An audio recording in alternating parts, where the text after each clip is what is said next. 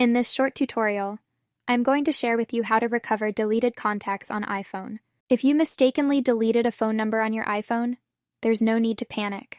There are several effective ways to recover deleted contacts. Whether the contact was synced through iCloud, backed up via iTunes, or linked to a third-party account like Gmail, Apple's ecosystem offers multiple recovery options. The easiest and most effective way is to head to your Safari. You want to go to iCloud.com. Make sure you log into your iCloud account. On the home page, tap onto these lines at your upper left, then select Data Recovery.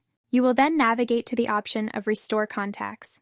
You will see all recently deleted contacts here. To recover any, simply tap on Restore and confirm by clicking on Restore. Your deleted contact will get restored back in your contacts list on iPhone. Well, that's how easy it is to restore contacts on iPhone.